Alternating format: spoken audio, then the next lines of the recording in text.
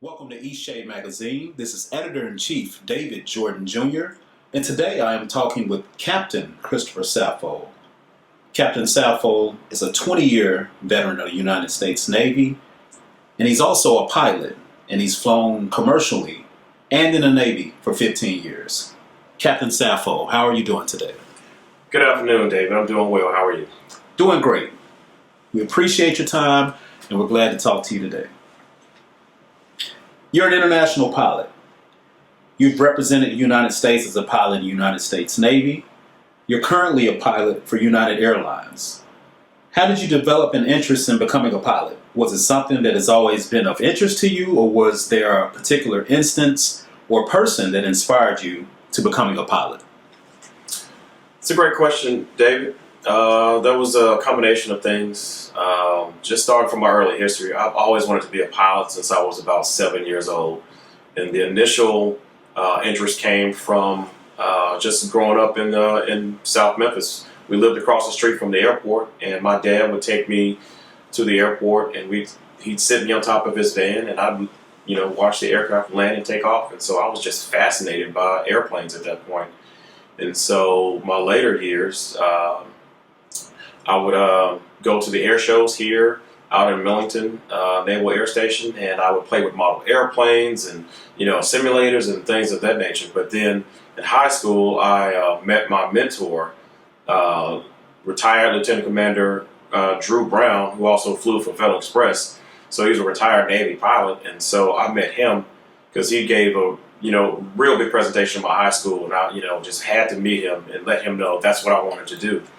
And he gave me the keys to success in order to become a naval aviator. And so really those are the biggest things that got me to where I am today. The education to becoming a pilot. What was the most fascinating thing to you in all of your studies? Also, what surprised you the most in learning how to fly an aircraft? The path of becoming an aviator, there are several different paths, but specifically my route as a military aviator. In order to become a military aviator, whether it's in the Navy, like myself, or Air Force or Marines or something of that nature, you have to become a commissioned officer first. And essentially what that means is you had to have gone through a 4-year degree program, graduate successfully, and then get your commission as an officer in the military. And then you go through flight school and become an aviator. So the obvious, paths through college, but then going through flight school was the biggest eye opener for me because, as I mentioned, I had always wanted to fly, and so my interest, didn't become realized until I actually set foot in a Navy aircraft. I had flown with my dad. My dad was a commercial. He had his multi-engine commercial pilot's license. So I had been up in general aircraft before, general aviation aircraft before, but nothing like a Navy aircraft. This aircraft was a lot more advanced. It was faster. It was more aerobatic. And so I got the shock of my life when I first got in it because it was nothing like I'd ever done before. And I gotta admit, I was a little nervous at first, but they have their ways of teaching you. So those jitters went away really quick. You spoke about your experience in the Navy. How did that impact your life from initial enlistment to now, 2023? It was a huge impact. Enlisted in the Navy was, one of the most important things that I did. The things that I learned, the craft that I learned as an air traffic controller, the people that I met, and just going through that first before I became a commissioned officer. Gave me a lot of background and skills and leadership skills and things that I needed to become as an officer. So the steps going through that, though it was a roundabout way, it's something I'd do all over again if I had to do it over. But then becoming an officer in the Navy and then flying those types of aircraft, the military aircraft, made a big impact in my life up to this point. And just that vast experience of flying military aircraft all over the world has given me a good solid background for the type of operations that I'm doing today with United Airlines. Captain Saffold, you've flown all over the world. I know it's an amazing experience. You see new things, you see different things every single day. Could you take us inside the cockpit as you're flying, especially flying to a place you've never flown before? Absolutely, David. Being in the cockpit or the flight deck of an aircraft is a dream come true, first of all. But it's an experience that other people who don't have that privilege could, never fathom.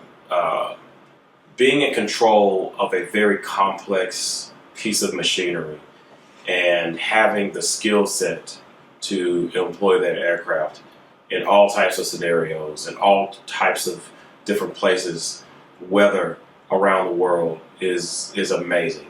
And one of the biggest things for me in being in the flight deck, because that flight deck is my office. So when I step into that flight deck, it's like opening doors to my office as someone would, in a building. And I look at everything, do all my safety checks, do the pre-flight procedures and everything that we do. But then when we roll out onto the runway and I push up the power, that is an exhilarating feeling that, you just have to be there to get that feeling. And watching the ground beneath me become smaller as we climb into the sky, it's truly an amazing feeling.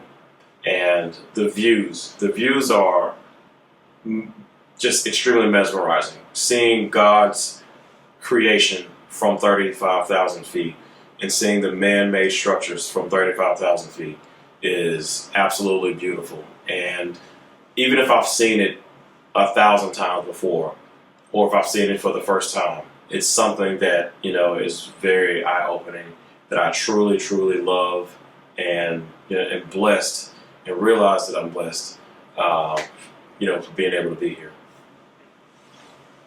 Now, you've flown both commercially and also in the United States Navy.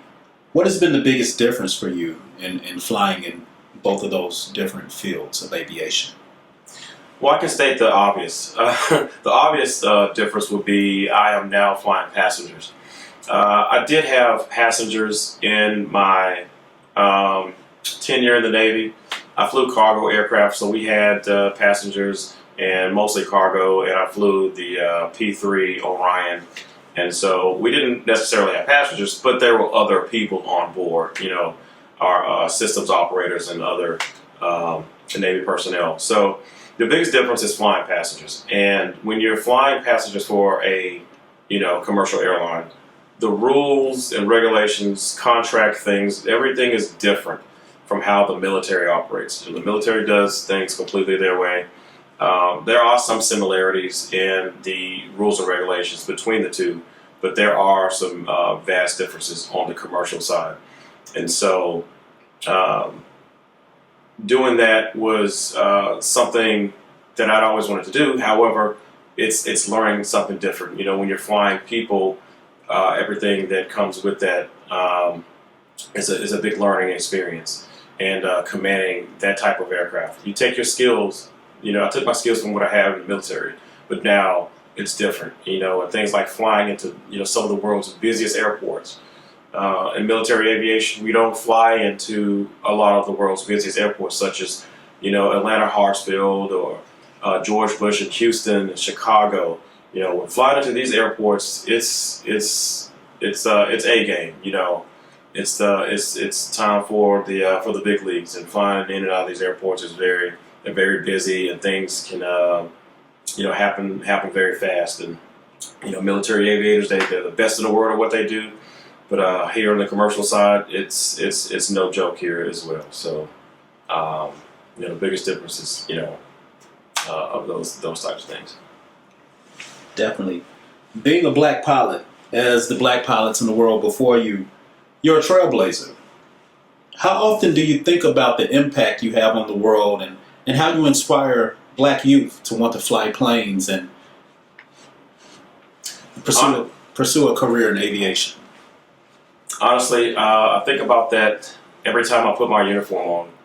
And it was the same way in the Navy as well. Every time I put my flight suit on and I step outside, because it's like a walking advertisement for those who don't know or those who do know, to say, hey, I'm here, African American aviator, and the path that I took to get here, or whatever it took to get me here, those who trailblazed before me, I am now able to show my skill and say, hey, you know, I'm here. Those before me path gave me the path, and you too can become an aviator. But it's important that they see me, because a lot of times the youth, they just don't know, you know, what they haven't seen, and it's really shocking today, because even passengers who've flown before, sometimes they say they've never seen a black pilot. And though I know hundreds of black pilots, you know, that's because I know them. You know, for those who fly, may not get to see a black pilot, you know, or even a black female pilot. So when they see one or two, even at the same time, it's very shocking to them. You know, we're only about 3% of the total industry, which is a very, very small number. So it's very important, our representation, you know, in the uniforms, in the airports, at the airfields, that we're seeing, and let people know that, you know, if you want to become, you know, one of us, that this could be a possibility. So like I said, we're like a, you know, walking advertisement.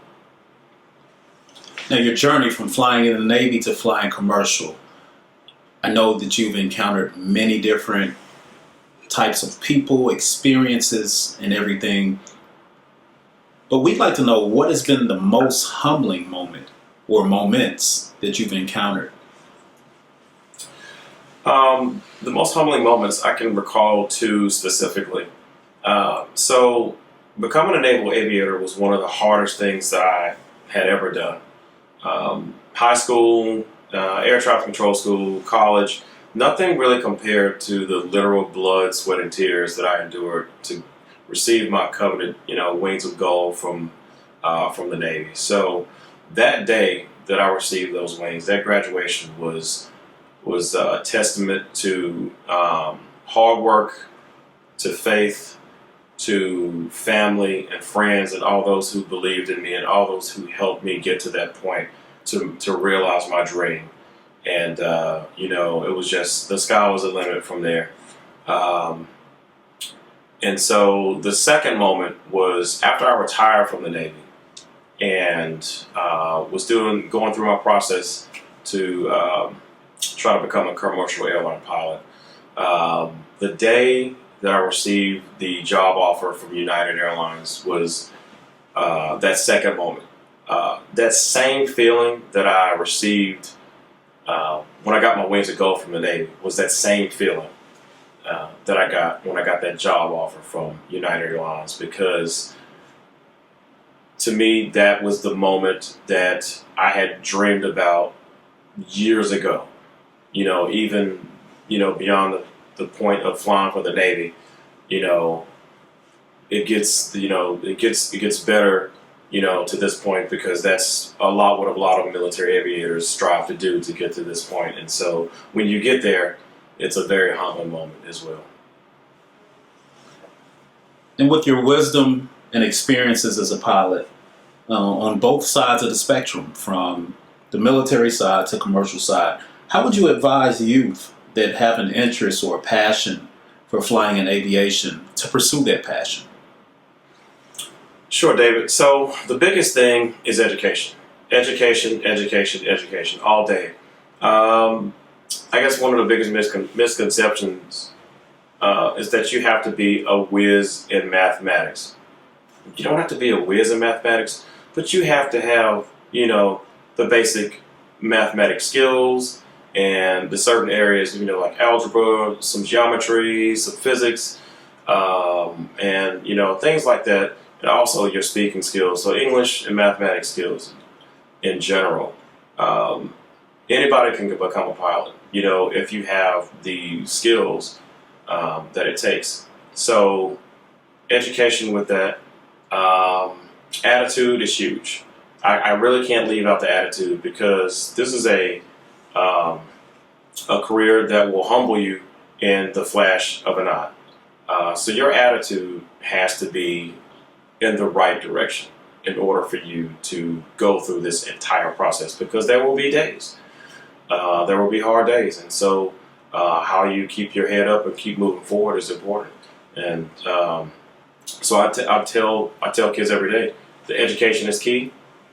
I still have to do homework, so get used to it. You still got to do it. It's going to happen, but you can't stop there. You have to strive and fight through. But just keep your head on straight, and stay in the books, and keep your attitude positive throughout the whole process.